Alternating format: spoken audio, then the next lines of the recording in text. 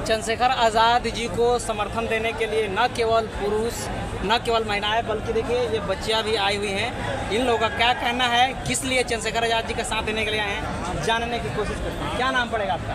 अंशु अम्बेडकर। कहाँ से हैं? जिला शामली से, महिला मोर्चा जिलाध्यक्ष। जिलाध्यक्ष जी, आप ये बताइए कि चंद्रशेखर आज़ाद जी को इसमें शिफ्ट कर दिया गया है रामलीला मैदान से हटा करके, क्यों? देखिए, सरकार को डर है कहीं दिल्ली को फिर से नीला ना कर दे। हाँ। क्योंकि हम जो है वर्गीकरण बिल्कुल भी स्वीकार नहीं करेंगे। जो हमारा हक अधिकार है हम उसे छीन के रहेंगे। जाटो वाल्मीकियों का आरक्षण जाटो खाएगा और सुप्रीम कोर्ट उस पर फैसला ना दे। देखो, मैं बता रही हूँ, अगर कोई आरक्षण के लिए लड़ता है तो आरक्षण सिर्फ उसको मिलना चाहिए। आप ये मानते हैं ना कि जाटो सब खा रहा है आरक्षण? कैसे खा रहा है ये बताओ? कैसे खा रहा है? कैसे नहीं खा रहा? आपको पता है जो सुप्रीम कोर्ट है उसमें पीढ़ी दर पीढ़ी जज बनते हैं, क्या वहाँ आरक्षण नहीं लगता? कॉलेजियम से वो आरक्षण नहीं है। अगर हम खाते हैं थोड़ा बहुत 2-4% अगर किसी गरीब को मिल जाता है तो उनको इनके पेट में दर्द हो जाता है। और जो हमारा आरक्षण सदियों से वो लोग खा रहे हैं जो अपने हक के लिए ना आवाज उठा सकते ना लड़ सकते, उनका क्या? कौन नहीं आवाज उठा रहा है? बहुत वाल्मीकि समाज की ये देखो, वाल्मीकि समाज की बात नहीं है। जो लड़ेगा वो आरक्षण का हकदार है, लेकिन जो नहीं लड़ेगा वो आरक्षण का हकदार नहीं है। आरक्षण लड़ने और ना लड़ने की बात नहीं ना है, प्रतिनिधित्व की ना बात है मैडम। देखिए, बात यह है, और अपना जो आरक्षण होता है, अभी जो वर्गीकरण हुआ है उसमें सबको साथ मिलकर इसकी आवाज उठानी थी। लेकिन देखा जाता है कि वाल्मीकि समाज भी कुछ कर हमारे साथ आ जाता है, लेकिन बाकी जितनी 600 कुछ जातियां हैं क्या वो आती है अपने आरक्षण के लिए लड़ने को? सब लोग संघर्ष कर रहे हैं, सब लोग लड़ रहे हैं अपने अपने स्तर से संवैधानिक के दायरा में रह करके। मुझे तो नहीं लगता, क्योंकि मैं देखती हूँ, जहाँ तक मैंने देखा देश है, में सिर्फ केवल जाटो लड़ रहा है। बिल्कुल लड़ता है, जाटव लड़ता है, मरता भी पीटता भी जाटव है। और समाज नहीं लड़ रहा है। कौन लड़ता है? आप बता दो, कोई एक बता दो मुझे। इतने तो आप ये बताइए कि आपकी जो पार्टी आजाद समाज पार्टी और भीम आर्मी जो संगठन है उसमें सिर्फ जाटो हैं और लोगों नहीं है। देखिए, वो पार्टी मेरी भी है, वो पार्टी हम सबकी है। और जो फिर जाटव, आप ये कैसे कह सकते हैं कि सिर्फ जाटो लड़ रहा है? सही, जाहिर सी बात है। आप बताओ, यहाँ आप इतने आए, आपने 2-4 वाल्मीकि देख लिए होगे, कोई बात नहीं, वाल्मीकि समाज अपने से ही है, लेकिन इतनी 600 कुछ जातियाँ हैं, क्या वो आरक्षण के लिए उन्होंने आवाज उठाया? बल्कि और इन्होंने तो अभी जो वाल्मीकि और चमार समाज के बीच लड़ाई हुई, झगड़ा हुआ, वो बीच में बढ़ावा दे दिया ताकि इस मुद्दे से भटकाया जा सकते। जो आरक्षण की मांग हम कर रहे हैं उस मुद्दे से उन्हें भटकाया जा सके।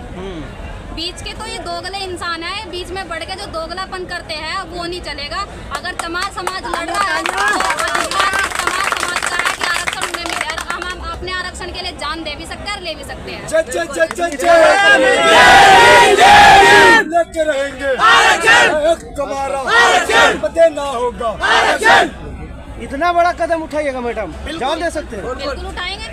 अब ये संवैधानिक काम करेगा आप लोग? बिल्कुल संवैधानिक तौर से, तभी तो अब तक शांत है सब। अगर संविधान के दायरे में संविधान हटा दिया जाए तो शांत कौन रहेगा? आप हिंसा फैलाना चाहती हैं समाज में? एक बात एक बताइए, महिला होकर के क्यों नहीं? ये तो स्टेटमेंट चंद्रशेखर आजाद भी नहीं देते हैं। सही बात है, नहीं देते, अच्छी बात है, वे हमारे नेता है।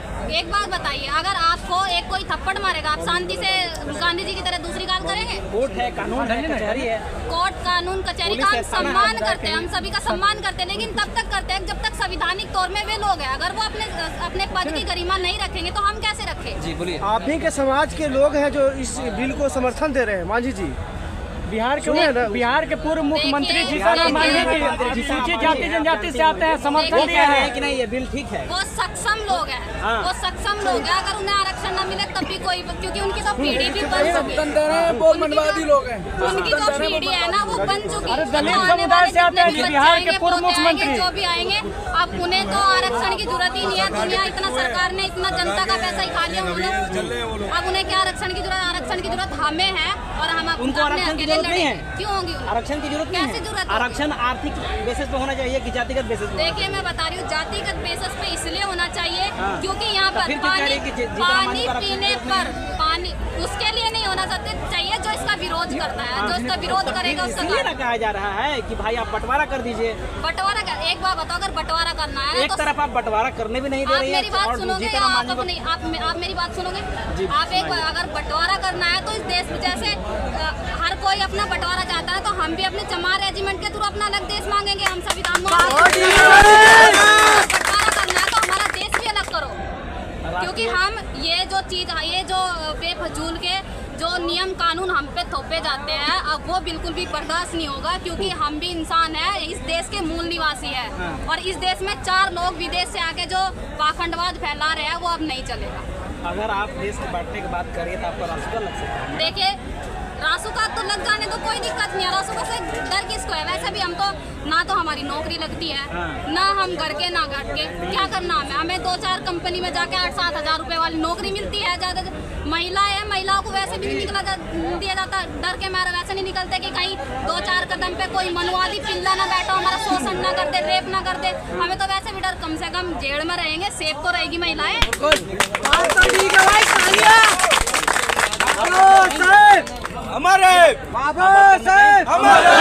हमारे से बात कीजिए, ठीक था। चलिए, तो अगर सरकार और सुप्रीम कोर्ट के इस डिसीजन को लेकर के ये ऑर्डिनेंस अध्यादेश नहीं लाती है, ऑर्डिनेंस नहीं लाती है, तो अगला कदम हमारा जो संघर्ष है वो जारी रहेगा हमेशा, क्योंकि ये जो बिल पास किया है हमारी मर्जी के खिलाफ किया है। संविधान में वर्गीकरण जब है ही नहीं तो सरकार कैसे इसे कर सकती है? मैं देखे कानून का, मैं जो कोर्ट है सुप्रीम कोर्ट बहुत ज्यादा इज्जत करती हूँ, सम्मान करती हूँ, लेकिन अगर हमारा हक छीना जाएगा तो हम लड़ेंगे, क्योंकि अपने हक अधिकारों के लिए वही लड़ता है जो जिंदा है और हम जिंदा है। चंद्रशेखर जी में ऐसा क्या खासियत है कि एक आह्वान पे आप लोग इतना संख्या में आ जाते हैं? देखिए, पहली तो बात है कि चंद्रशेखर भाई के लिए मैं जितना कहूँ उतना ही कम है, लेकिन हम जो आए हैं चंद्रशेखर भाई के लिए नहीं आए हैं, हम जो हमारे आरक्षण के वर्गीकरण पे जो हमारी आत्मा पे हाथ पहुँचे हैं उसके लिए आए हैं। लेकिन 11 सितंबर के आह्वान तो वही किए हैं।